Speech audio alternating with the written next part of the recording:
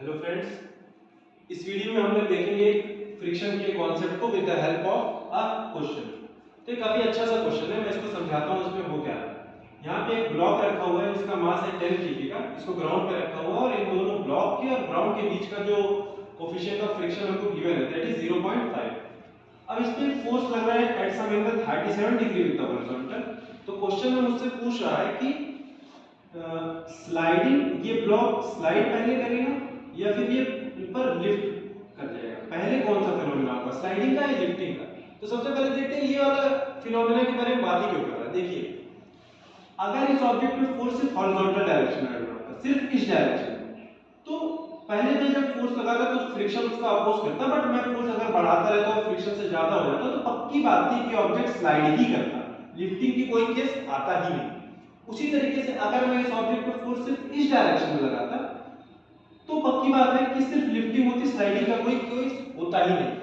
But चूंकि इस case में जो है फोर्स एक किसी पर्टिकुलर एंगल पे लग रहा है हॉरिजॉन्टल से, so there is a certain possibility कि स्लाइडिंग भी हो सकती है और एक पॉसिबिलिटी है कि लिफ्टिंग भी हो सकती है। तो बस यही पूछना है कि पहले स्लाइडिंग होगी या लिफ्टिंग होगी।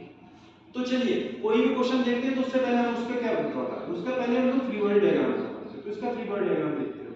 ये 10 kg का ब्लॉक रखा हुआ है।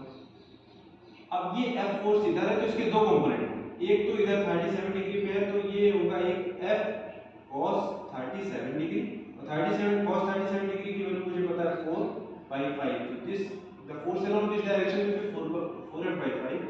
The force along this direction will be F sin 37 degree, that would be 3F/5.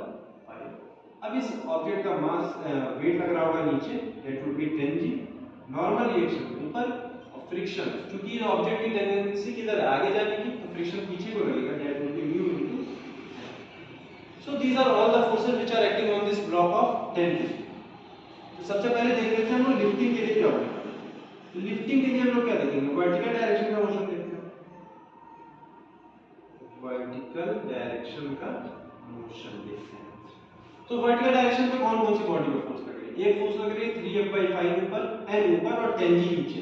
तो भाई ऑब्जेक्ट लिफ्ट कर रहा है मतलब ऊपर चला जाए, ऊपर चला जाए मतलब नेट फोर्स ऑब्जेक्ट में किधर चली जाए, ऊपर चली जाए। तो नेट फोर्स मतलब ऊपर की होनी चाहिए, मतलब अपवर्ड फोर्स एक तो होगी n प्लस 3F/5 और डाउनवर्ड फोर्स है -10g। This should be greater than equal to 0।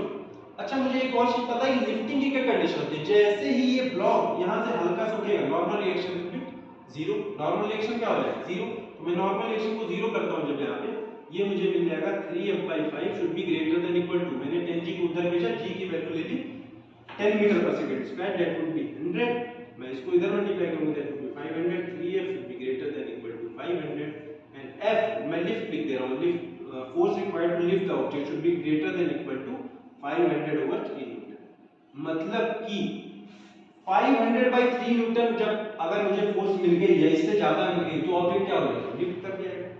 अच्छा, मैं देख लेता हूं मुझे कितनी फोर्स चाहिए ऑब्जेक्ट को स्लाइड कराने के लिए। तो स्लाइड कराने के लिए मैं कौन सा मोशन, किस डायरेक्शन में मोशन देख लेता हूं, मैं हॉरिजॉन्टल डायरेक्शन में मोशन देख लेता हूं।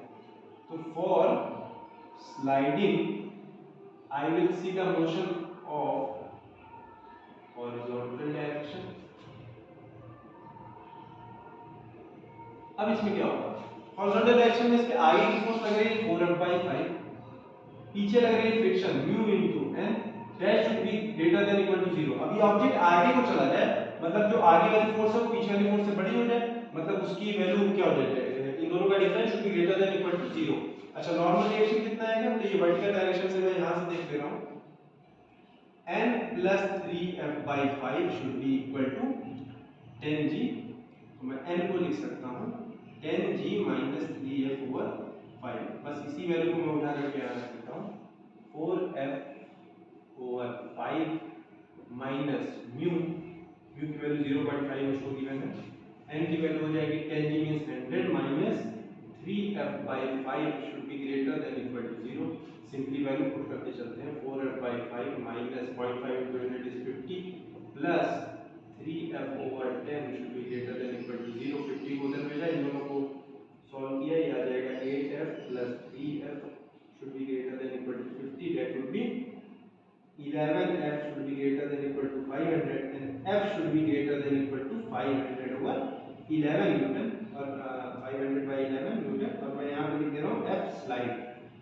मतलब कि स्लाइडिंग कराने के लिए मुझे कम से कम कितनी फोर्स चाहिए 500 by 11, लिफ्ट कराने के लिए मुझे कम से कम कितनी फोर्स चाहिए 500 by 3।